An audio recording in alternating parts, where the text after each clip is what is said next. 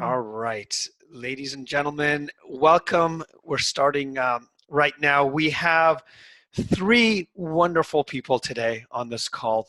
We have a couple new things happening. Normally, I don't have three people, number one. And the second thing is this is the first webinar that I've done on relationships, actually. I've done a ton of stuff on the three principles, but it's really nice to have it be something that most of us are in. Either we're in a relationship, we're getting out of a relationship, we want to start a new relationship. So I'm really looking forward to this webinar. And before I begin, I would love a quick introduction. I know people hate this. I know talking about themselves. So you're welcome to either talk about yourself or you can talk about one of the other speakers here. It's up to you. But a quick 1 or 2 minutes of who you are and how you got into the principles, and that's it, and then we'll get the party started. So whoever wants to go first. Maybe I should go first, right? All right, this is Lori. I think everybody knows Jack.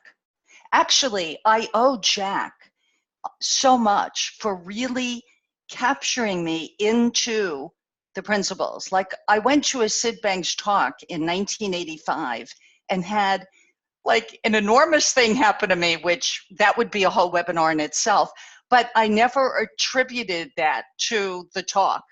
And then Jack comes up to me and introduces himself at a conference a few years later and says, I hear that you were an art teacher.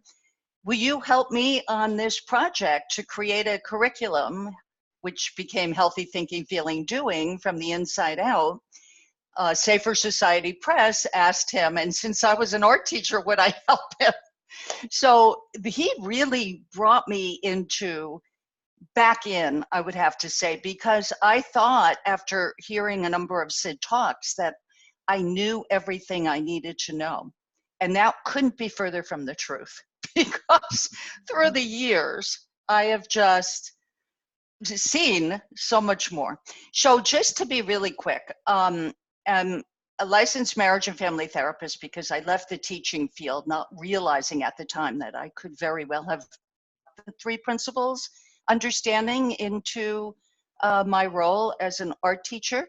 But I thought, you know, if I get a license to provide therapy, marriage and family therapy was where I was guided, and that's another story, that I would be able to share what I was learning in a more direct way. So that was what led me there. And then, well, I'll tell you about how the retreat happened after Nick and Jack talk about how they came into this world. And I'll just say that it's been the most incredible blessing in my life. Oh. And as far as relationships, well, I also wound up writing a book with Chris Heath because I met Chris back in 1985. We were both listening to Sid at the time, and she was also a marriage and family therapist, splitting her time between her clinic in Minnesota and a new clinic she formed in Hawaii. So I immediately called Chris when I realized that this book was going to be more than one person could handle. So that's my story. And Lori, you're talking about Christine Heath, right? For those that are maybe on this call. Are you talking about Christine? Christine Heath. Yeah, Christine Heath. Okay, cool. Right, Yeah, she's exactly. awesome for people that want to look her up as well. Thank you, Lori. Thanks, Amir.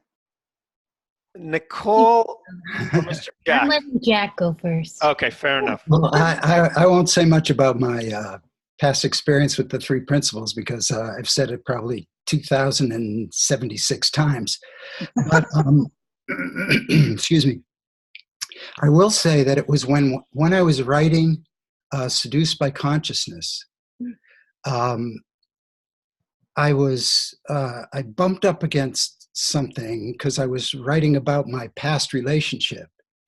And I was talking to George and Dickon at the time. And during my conversation with one of those two people, all of a sudden it occurred to me that I have a blind spot about relationships. It never even occurred to me before I was writing that book. And so that puzzled me a lot.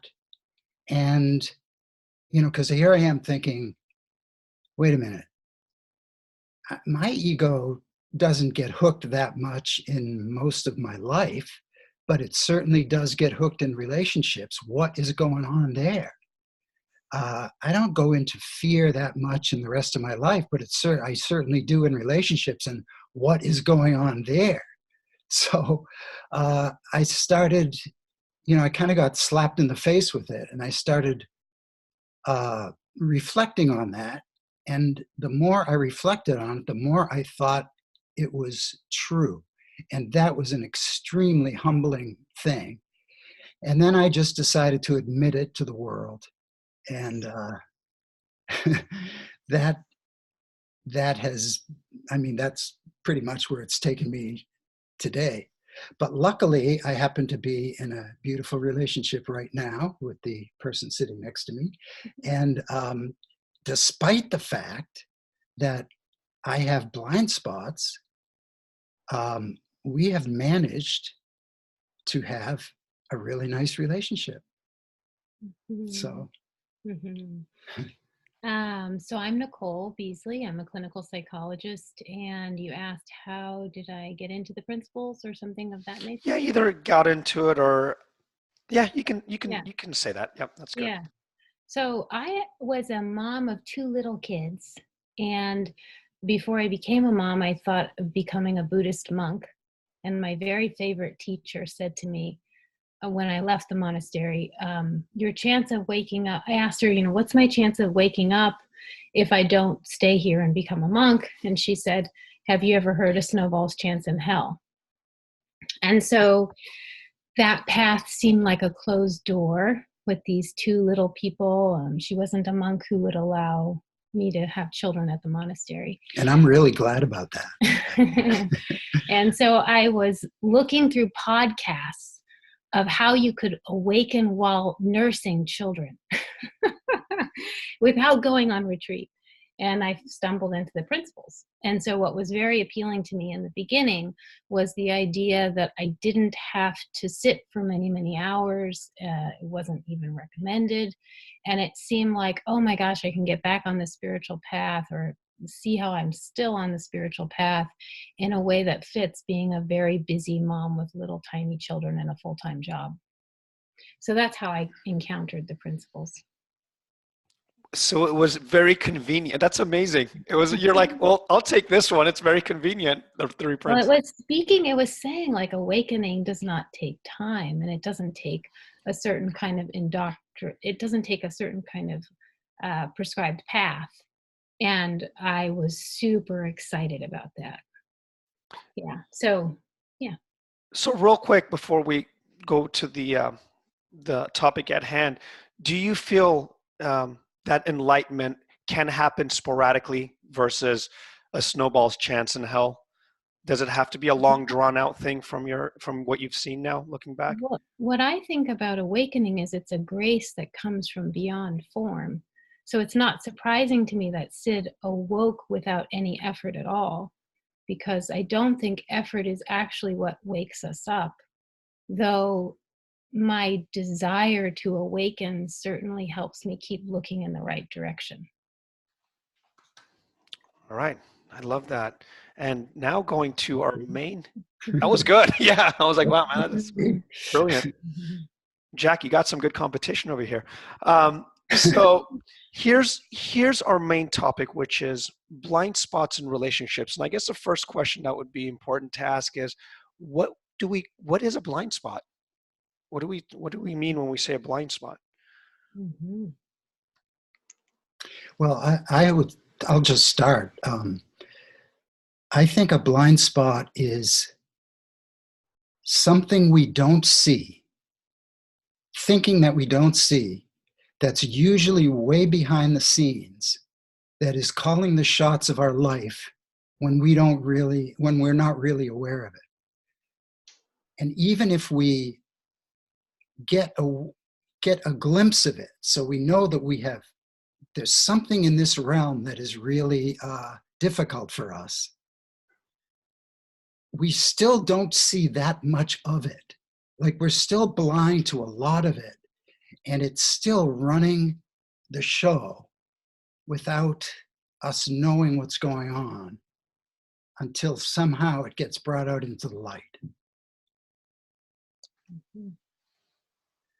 So is that similar to psychologists when they talk about the unconscious or anything like that? Is this something that we're not aware of and it's kind of taking over in an automatic way without our awareness, or is this something different? To me, it's a little bit different. And Lori, I'd love to hear what you have to say, because it could be thought you're conscious of. So for me, I think of it as egoic thought that's driving the car. And even though you know it's egoic, you're not free from it. So seeing it doesn't make it different. It's usually some sort of fear-based thought that looks really real. An example would be, I don't feel like I'm a success unless blah, blah, blah, blah, blah. And you might see that thought, but still feel really compelled by it. So you see yourself behaving out of it, or it takes over at the level of, it looks really real. In contrast to like Sid waking up out of the egoic thought that he wasn't enough. That just suddenly he didn't experience that in any way as being real once he awoke from it. But many people have more like layers of awakening. Mm-hmm. And one of the things I so love about one of so many about an understanding of the principles and the inside out nature of life is that when we're hitting a blind spot, the mind, the brain is going to go to, what is that person doing that's causing us? What's our partner doing? It appears as though the partner is the fault. Definitely. 100%. So when couples come in, they sit down and it's as though they're each pointing at each other. Well, if you could just fix him, if you could just fix her, then I'll be okay. Mm-hmm. And when they start to look inside themselves, it is a whole different story. I mean, what a joy to be able to witness people saying, wow, something like this. This just happened the other day, or, where I heard through the wife that the husband admitted to her that he, on purpose, consciously left without saying goodbye to her. And he knew that was like a bad boy thing to do. That wasn't really responsive and considerate. Not like he was leaving for good. He was just going for the day or what have you. And as he's walking out to his car in the garage, he realizes, well, boy, that's in my own thinking, because I'm mad at her for something she said earlier. And so his reaction was, to heck with you. And he turned around and he shared that with her, that came out of his blind spot because of what they had been sharing openly with each other through their discoveries. And who best, that's what I love about doing couples work, who best to point out our blind spot than the person we're closest to. But I'll tell you, it can be pointed out in a lot of fear and anger, as opposed to being pointed out with love and understanding that, you know what, we're all one here. We're all coming from the same energy, just expressing it in a billion different ways.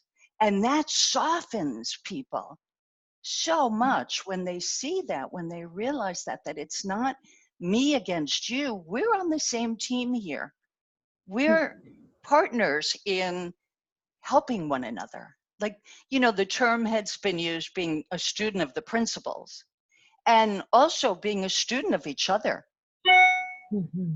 Yeah. What you just said, I've been trying to tell Nicole for a long time.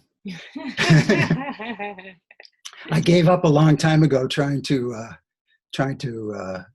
change her because it was a fruitless task. Right. But we teach each other without realizing it. You know what I mean? Absolutely. Like, we're all teachers for one another. Mm-hmm. It's the insights that people have. It's not like, direct teaching, if that makes sense. So joking aside, Lori, seriously, that one of the great things about being in relationship, and there's a way to have this be true single also, but I'll just stay in relationship, is that Jack can help me see what I can't see alone. And if he and I are, and vice versa. And if he and I are really sitting like, here we are in love, trying to wake up together, and there is all the egoic, fearful thinking that could divide us. If we're really connected like a team, we are so much stronger in moving through that stuck, contracted, fearful places. Once we get divided and it's you against me, that's going to feed my blind spot.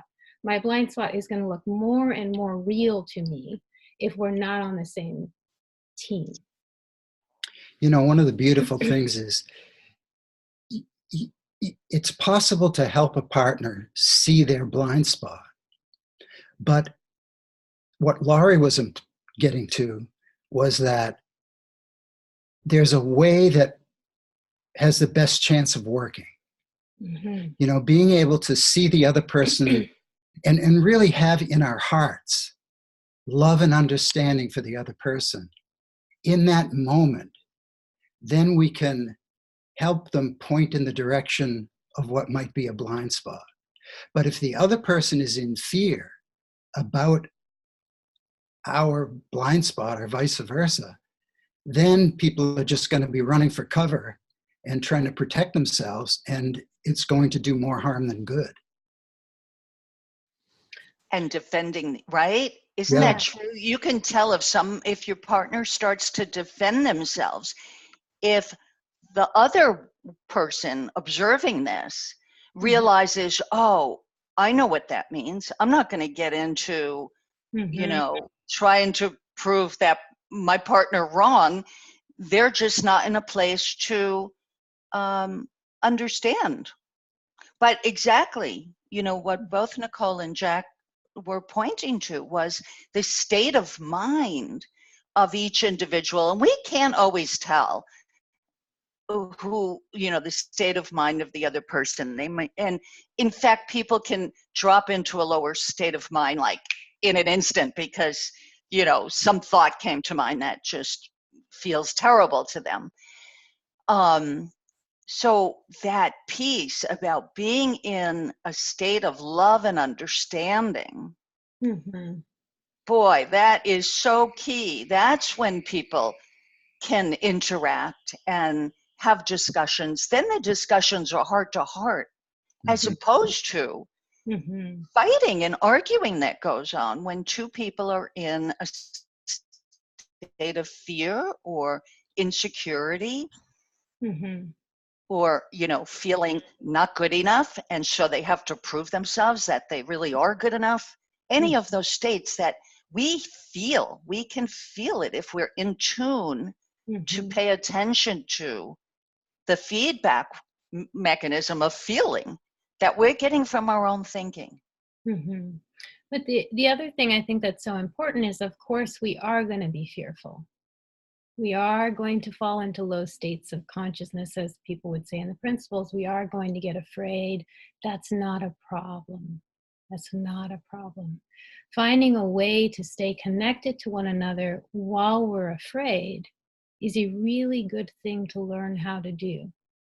And it's the same thing I would do alone outside of a relationship. How do I stay connected to the feeling that loves, or the experience that loves everything as it is, as it arises, so that when I get afraid, there's still a cup holding. If that makes sense. And then we do that for our partner, or Jack can do that for me. And that's like a learning. How do I stay in the cup when you're afraid, when I'm afraid, when we're afraid, so that we can fall back into this greater space that actually loves, because the ego doesn't love. Two egos in relationship might be having a great time as long as the ego is satisfied. As soon as the ego is not satisfied, we are not having a good time. And a lot of people think two egos satisfied is a great relationship, and it looks like it is until they aren't happy anymore. And then you tend to have big trouble. So, Great point. yeah, I agree. And one of the things I would say is then, well, if you guys, I mean, Jack's been in the principles for so long, you would think you would not have any blind spots. Is that a truth that because you know the principles, you stop having blind spots? Or what would be the usefulness of knowing the three principles in regards to blind spots? Well, maybe I'm the only one who's willing to admit it. Wow, there it is. Mic drop. Maybe everybody has blind spots, principles or not, principles understanding or not. And it just comes out differently for different people because people's blind spots might be in the direction of something completely different. Like some people might have a blind spot about money and not know it. Some people might have a blind spot about ego in general and not know it. Some people might have a blind spot about telling people how the three principles should be taught. You know, so there's lots of different ways that blind spots can rear their heads. It just so happens I'm lucky enough to have it in relationships and probably other places too that I'm blind to. You know, and I don't know if you caught that, but I think that's a really valid point. The fact that you see it as a lucky thing to have any relationship versus a detriment. I think that's something that's extremely valuable to say, hey, I'm lucky enough to see that I have a blind spot in a relationship. It makes the blind spot not something that you have to either attack or figure out, but it looks like more of an exploration. Does that sound right? Am I looking in the right direction? Yeah, or to be afraid of. You know, like, you know, we could think, if I'm blind to something and it's leading me, that's something I should be afraid of. But no, once it's you know, sometimes blind spots are seen like the tip of the iceberg. But if you even see the tip, then it's an opportunity to see into yourself more deeply, to then be able to rise above. And if we're lucky enough to have a partner that can help us see more with love and understanding, that's a really beautiful thing. So may I say one thing about this? Sorry, Lori, go ahead. I was just going to say really quickly that to me, it is one of the most connecting things that a couple can experience together, to be able to do that for one another. And you have to have a level of trust to be able to accept that, you know, to feel like your partner really has your back and always has your best interest at heart, and you truly are on the same side. That makes, you know, I don't want to say the word acceptance, but uncovering a blind spot like a gem. It's like finding a treasure, because you get to go through this journey together as you like assist one another to uncover what was blocking you, because blind spots cause a block in potential, in what's possible. Yes. So it's like, yeah, do that for me. I want my blind spots uncovered. It's a gift to me, because we're all human. We all have blind spots. I'm no different or better than anybody else. I want to have my share of blind spots. It's what makes us human, I think. Yeah, that's what I was going to say. If waking up is like a flower opening its petals, and the opening is coming from beyond form, it's not coming from any effort that I can make. So I might participate in awakening, but I'm not going to be able to wake myself up. So if we have this unfolding, there's constant opportunity to see more. Right. There are petals that are still, and that's blind spot thinking. It's like the ego dies away in an evolution. And where my ego is still alive and thriving, I have a blind spot. And since my blind spots don't feel good, especially to the person I love, Jack will help me find them. Because they're the exact places where he's going to feel like, ooh, it's not easy to be in relationship with you, Nick. And it's like, okay, there, if you can be on my side instead of against me, you can help me relax into what I'm most afraid of, where my ego has me most hooked. You know, I love what Nicole just said. It's not easy to be in relationship with you right now. Yeah. How raw and honest and open and transparent that is. And if your ego isn't triggered by that, which I feel, and the two of you, Jack, Nicole, and Amir also, you can tell me if you have the same experience or anybody else on this call, that when you have that connection of love and understanding and trust, it makes it so easy to be able to hear, I'm having a really hard time being in relationship with you right now. Can we have a heart-to-heart talk about it? Mm-hmm. Mm-hmm. How beautiful is that? It's one thing.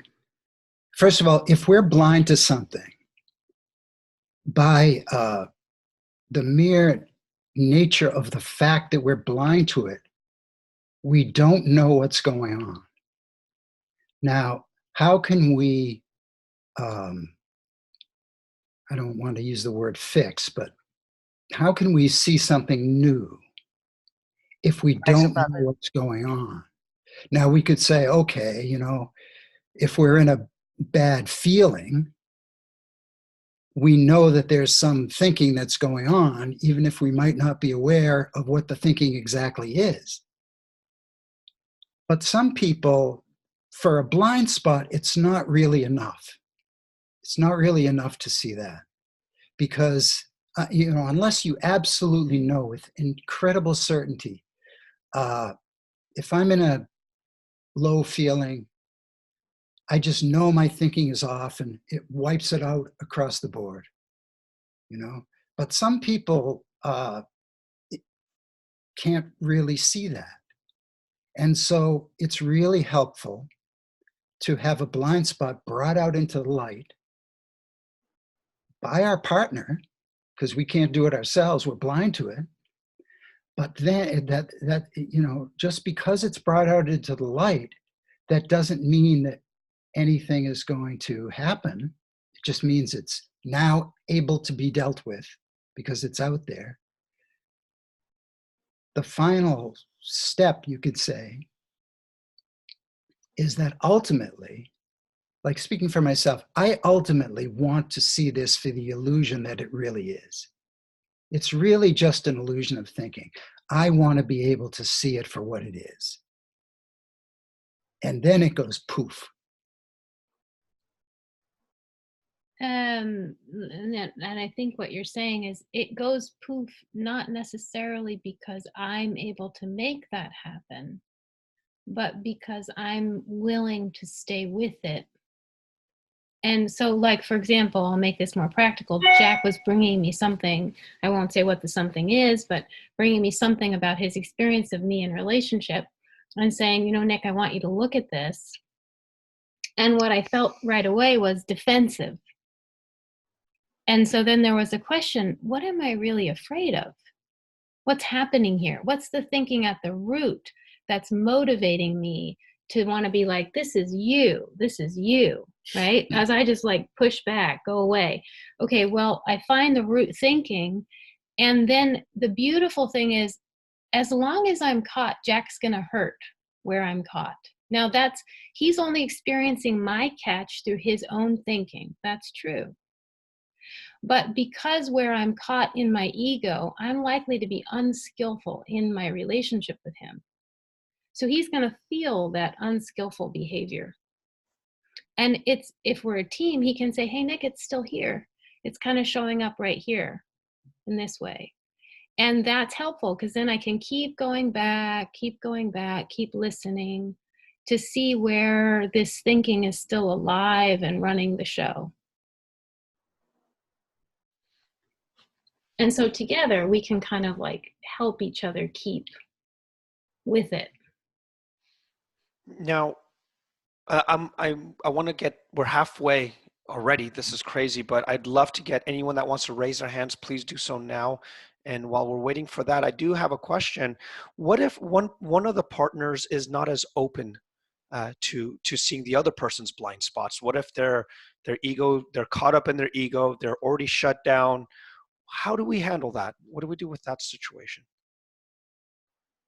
Great question, Amir. Yeah, and it boils down to love and understanding again. You know, if the partner who is more open doesn't get upset about that or want them to be somewhere else in their journey, if that partner who is more open, let's say, can just understand and be patient, and you know, it's not, you can have a beautiful relationship. It's not dependent on the other person uncovering their blind spots. It's a matter of letting nature take its course. But it's, you know, in any relationship, it's, you feel your way through it. You really just feel your way through it rather than thinking a lot about it. You can pick up where, you know, we pick up on some level that we can move forward with this discussion, or okay, let's table it. Not a big deal. So very humbly, what I would say about that, Lori, and I totally agree with you, if what you're saying is in alignment with wisdom. Right. So if a person surrenders into the quiet and what they hear is, this is a good place for me to be, and my partner is too afraid to shift or change, that's one thing. If they get quiet and they hear, my partner is too afraid to shift and change, and it's really not okay for me, it's really not a good place to be, then it's not a good place to be. Awakening is a co-created movement in relationship. And I might be in a relationship with somebody, or I might be someone who is stuck closed. And if I'm hurting Jack with my behavior and he gets quiet and wisdom says it's time to leave, you can leave a relationship in a very loving, kind way. And that can be part of my awakening. You know, that might be my motivation to see something more. But there's so much that can go on before that happens. Yeah. You know, it's like a lot of people give up on relationships way too early because they think it's a hopeless case.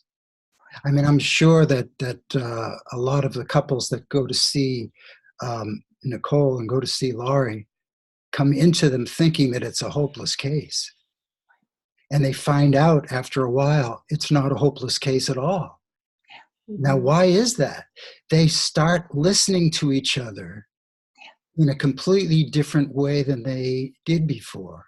Mm-hmm. They start to see that, oh, you know, I can see where I've got this really kind of nasty energy coming out of me because of my thinking. And there's, but, you know, I don't have to necessarily be there. Like, I love this person. I fell in love with this person. There's just a lot of extra thinking that's like covering it up. And I could like fall back into the love before we speak. Mm-hmm. And that does a tremendous amount to help a relationship. what I'm hearing, Jack, is Absolutely. if a person leaves from ego, it's the same thing as staying from ego. That's As in, true. leaving and staying can be very egoic, and neither of those take us where we want to go. That's not listening to wisdom in either case. Yeah. That's a very different feeling. Right. The only real, the only good way to leave a relationship is when wisdom says, it's time. It's time to go. Mm-hmm. You know, I will say, even in the three principles, what I used to think was a spiritual way of looking at a relationship was ego. I was using the three principles to justify staying in a relationship longer. Oh, it's not healthy, but I should know better because I know the principles. Maybe I should give it more time. When there was something inside me saying, no, in spite of the principles, something is unhealthy. You need to start looking at what's going on. So can that happen with something like a spiritual endeavor where we get lost looking in a direction of the spirituality or the three principles and seeing that that could be egoic as well? Exactly. Mm-hmm. It's very subtle in not only the three principles world, but other spiritual traditions to have the ego call the shots about thinking I should be a certain way because of what I understand or what I'm supposed to understand. Mm-hmm. And that is a blind spot right there. Good Yeah, point. the ego would be very happy to take over any spiritual practice I pick up. Suddenly my ego is doing the practice. My ego is following all the right rules, and it's not freedom. That is a huge distinction, isn't it? Mm-hmm. When you think about the spiritual practices throughout the ages, that distinction is so important because you see how people have just gotten caught up in ego. Mm-hmm. Yeah. So wisdom is always there to guide us.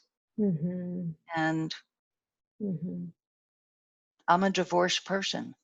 Mm-hmm. Who knows if I would still be married if I had, but it worked out fine. It just worked out fine. That happened when I was first learning the principles. Mm-hmm. And kind of think that marriage was the marriage was what brought me to a Sid Banks talk. So I will be forever grateful for that. We don't know what life has in store for us. Yeah. That's for sure. Does anybody have any questions out there? Or comments? Yeah, any questions or comments or thoughts? Dave. Dave. Mr. Dave. I'm really enjoying this. Thank you, guys. Thanks. You're welcome. I want to ask a question about trust and come to the question, hopefully without going into too much story, but I've recently been in a relationship that was rooted in our shared exploration of the principles, and it created for me a sense of connection beyond any past relationship that I'd ever had. I mean, I just loved spending time exploring the principles with this person. Mm-hmm. And our friendship became a romantic relationship, and then she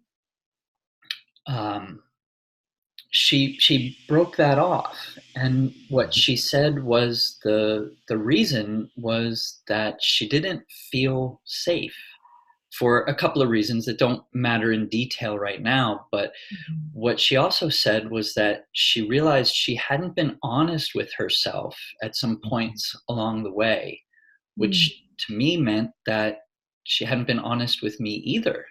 Mm-hmm. And so I could see that the points she was bringing up about safety were likely blind spots for her, misunderstandings she was having. But then I started having lots of misunderstandings and blind spots, trying to account for, well, she's revised what a lot of our shared past together looks like to her. And so it started to seem like we were gaslighting each other. Mm-hmm. And so we're trying to make another start as friends, but I'm noticing that while I don't have any difficulty in offering information or my feelings, or I have no hesitation about sharing with her. I trust that what I share with her will stay private, that sort of thing. I don't trust the responses that I get from her anymore. So I wonder if you could just maybe talk around trust, please, and thank you. Mm-hmm. I'll start.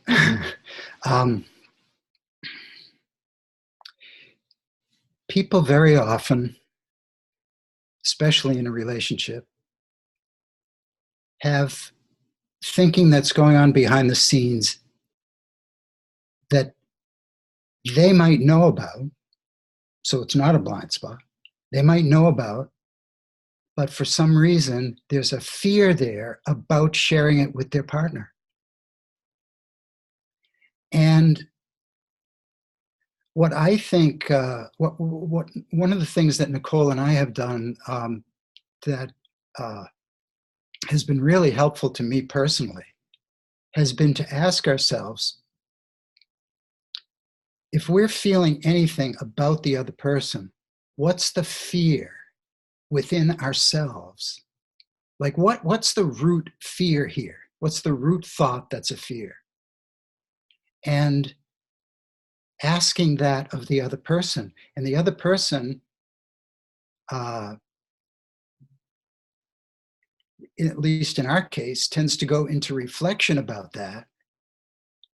And something will come to us about what that fear is. And then once that's out, we'll be able to deal with it together.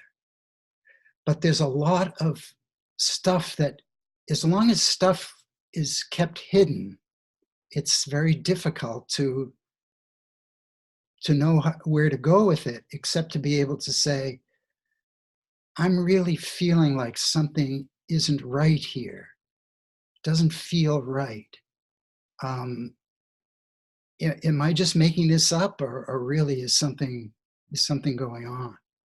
So just as a place to start, I would start there. Mm-hmm. Mm-hmm. Dave, I had a question more, which is, I think you were saying that her perceptions of what happened in your connection really don't match your own. Were you saying that? It did reach a point that it was like that, and I created a lot of suffering for myself trying to sort that out. And one of the really beautiful things that came when I was able to, I guess, get beyond that was I realized that we used to spend a lot of time together exploring separate realities, where we noticed our separate realities had so much overlap, and we had joy and love in noticing the distinctions that were the minority compared to the majority. Lots of overlap, little difference. The exploration of the little difference we found joy in and love in.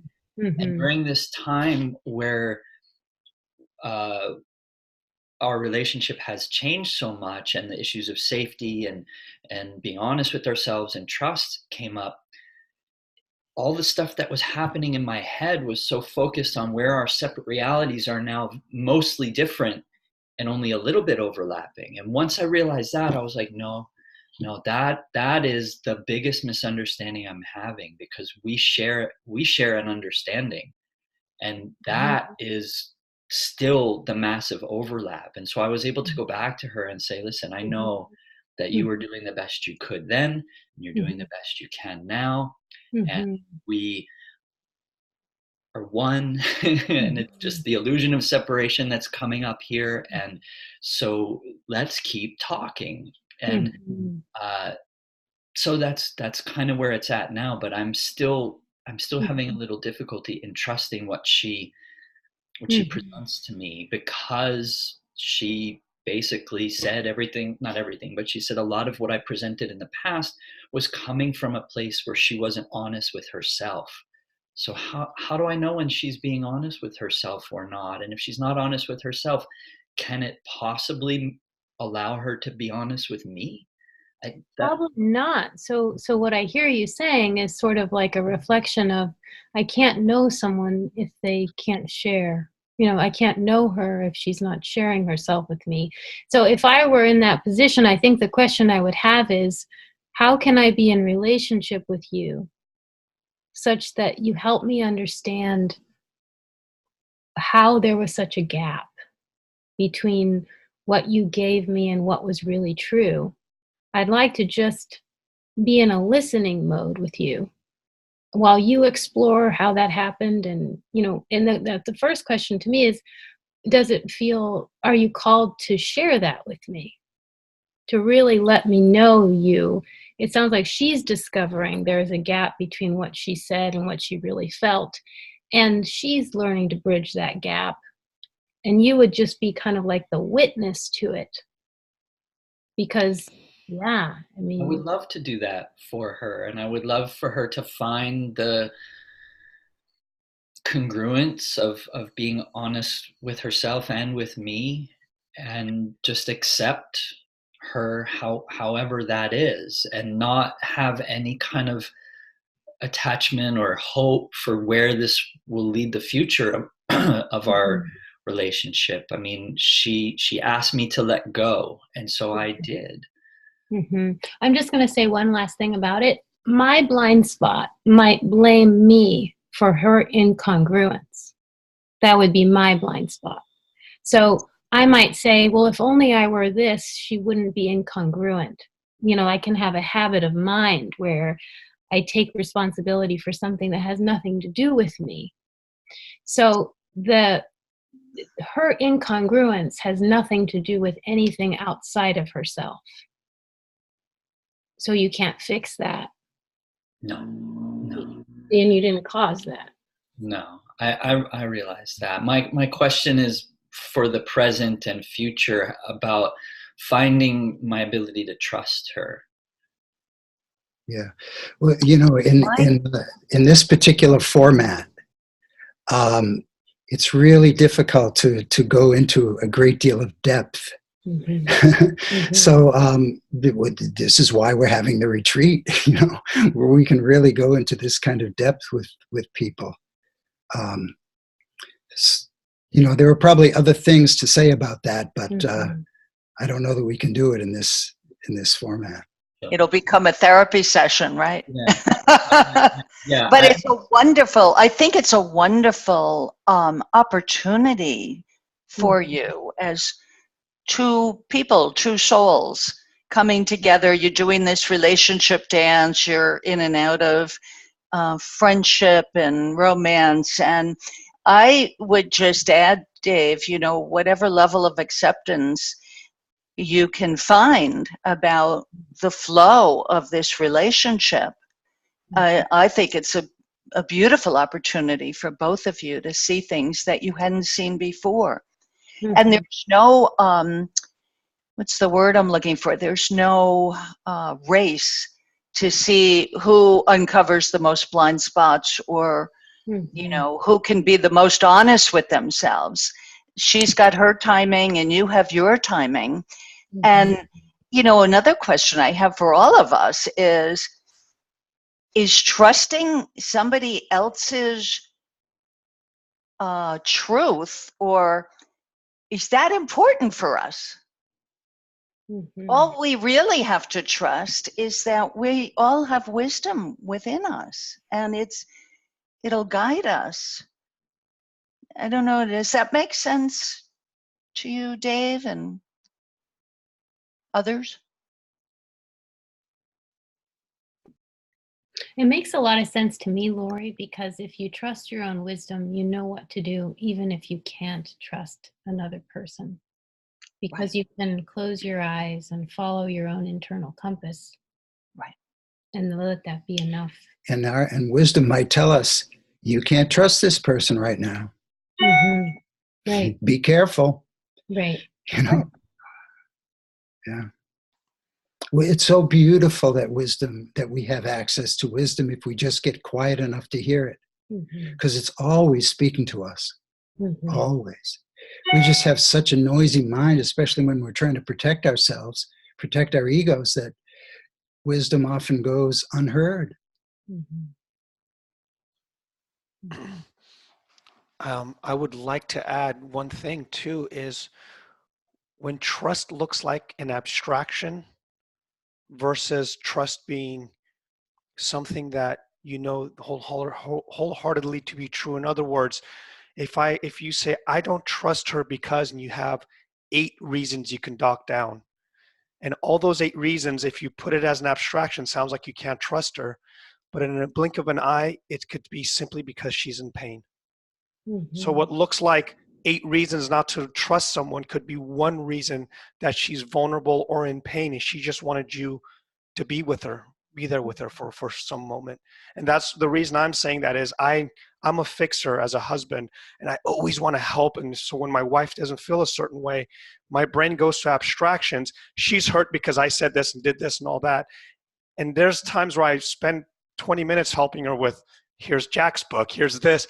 And she goes, honey, I just wanted you to freaking sit and shut up and listen to me for 10 minutes. I didn't want you to give me an answer, but I went into abstractions. So that's another direction to look into. Are you making trust as an abstraction or trust as a connective source to see someone beyond their abstractions? Well, this is where deep listening comes in. Deep listening lets us know what the other person needs in the moment. Right. And when we get caught in a blind spot or an ego, we don't often fall back into listening from nothingness. We listen through our own filters of what we want to try to protect. But everyone has equal opportunity to become an empty vessel and listen through with just love for the other person. Everybody has an equal opportunity to do that at any time. And I will just add, that was so well said, Jack. Jack and I did a number, I think like 5 different long-term trainings for social service people, 1 week in a month for 5 different, 1 week in a month for 6 months, 5 different times. We spent more time pairing people up in deep listening to one another because it is an art.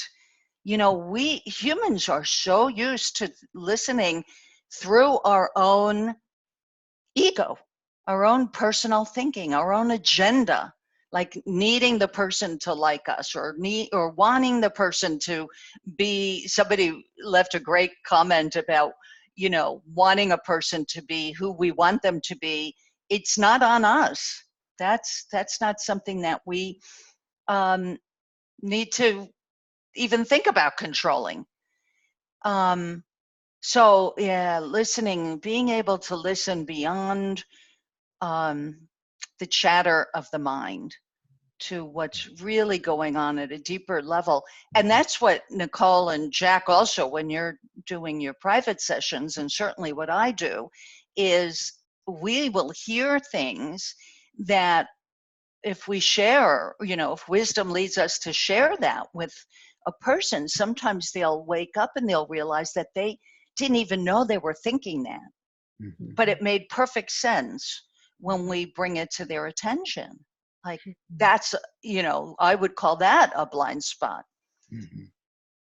That gets uncovered by somebody who is deep listening with them. Yeah. Well, on that note, we want to hear about, speaking of deep listening, Jack's an incredible when it comes to sharing that and teaching it. And also, I want to hear about what you guys are doing in December. Can you guys share a little bit of what's going on December 7th to the 13th? Sure. I'll start because it's a gift that dropped in my lap. Thanks, Amir, for asking. So, I wrote The Secret of Love, Unlock the Mystery, Unleash the Magic with Christine Heath. A couple read it, and they got their relationship back together.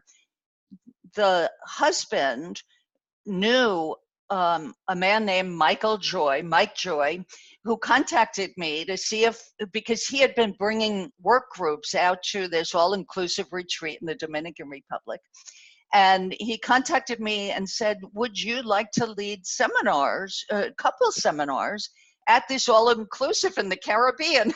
And I said, well, yeah, sure. So, of course, who came to me was Jack and Nicole. I had just spent a week with them, and I was a student. I loved being a student of Jack and Nicole in Peru. And when I heard that they were doing a retreat in Peru, which happened very similarly, I think this happened, but that's another story that Jack can tell or not, about his book, Seduced by Consciousness, is what led to the Peru adventure. So this is going to be just amazing. Like, I much prefer running a retreat for a couple, even if it's a local retreat where I meet with them every day for a week, and in between they're just relaxing or taking a walk in a park or listening to webinars or podcasts that I recommend for them, or reading, The Secret of Love, or one of a number of other books that I think they'll relate to. And then they come back and we meet again. So we're going to take that to this wonderful place. I mean, it's got like 6 beaches and I don't know how many different restaurants. People will never be bored. And we're going to have a very similar format to what we did Nicole and Jack did in Peru. Meeting in the morning, meeting at night, doing a bunch of listening. Having the afternoon off. What's that? Having the afternoon off to lie on the beach or swim or do whatever. That's right. Exactly. Yeah. One thing I noticed, it is all inclusive, which means when you get there, you're ready. You don't have to think about anything. You just enjoy your time. It feels almost like literally going to paradise. You get to go. You don't have to worry about anything. Is it all inclusive from my understanding? Yeah. What does that mean? Just so for those that may want to go. It means everything's taken care of. Mm-hmm. Everything. Mm-hmm. Everything except your plane ticket is taken care of. The other thing is that, Lori, I thought you were saying that people who are outside of partnership are also invited to come. Do I have that correct? Yeah, I mean, a number of people did contact me. They're single. And I said, well, I'm going to be there and I'm single. So sure, we can also have people who want to be in a relationship coming as well. Mm-hmm. I just trust that the right people show up. I mean, we saw that in Peru. It was an amazing group. Everybody got so much from that. Mm-hmm. And some of the testimonials from that trip are on the bottom of the flyer for our couples retreat. And, if there's space for people to come as individuals, we can absolutely work things around who the participants are. So I'm glad you brought that up, Nicole. Absolutely. Mm-hmm. And I will leave it with this. I know it's supposed to be a relationship retreat, but I've spent time working with Jack a little bit ago, and I got a better relationship with myself with working with Jack. So relationships aren't just with another person, but a relationship with my wife enhanced because I saw a lot of who I am, which in turn made my relationship with my wife better. So I think there'll be tremendous benefit if someone is single or not in a relationship in this moment. So great. That's what I've never seen. told me that before. I'm very happy to hear. Well, that. I didn't want to. Listen. I already know you. You think highly of yourself. I just didn't want it to get extremely highly of yourself. And any last? I just want to thank you guys. There's this level of feeling when you guys come into these kind of webinars, and someone actually just said, "I'm feeling very blessed with my husband at the moment. He's the best listener." And that's the other thing with these kind of conversations. You don't have to necessarily be in a bad relationship to go into a retreat like this. If anything, me and my wife go when we're having a when we're in the best part of a relationship, because that's when our self-reflection is deeper. It's not when things are bad, it's when things are good that we are more open, more susceptible to hearing. So I don't want anyone to think while they're on this call, oh, well, my relationship is fine, so I don't need to go. It's actually, that's a great reason to go, on top of if you're having, troubles in your relationship. And maybe you guys agree, disagree. What do you guys? I think Absolutely. I'm so glad you said that, Amir. Absolutely. We deepen in order to deepen an already good relationship. And that's what this program is about. And also always being even if you come as a couple, you're going to see how your relationship to your own thinking will change. Yeah. I would say your wisdom will guide you. If it's the right thing for you, your wisdom will guide you. And I just wanted to say, Lucy, it's so great to see you. You too. Yeah. Great Well, to see.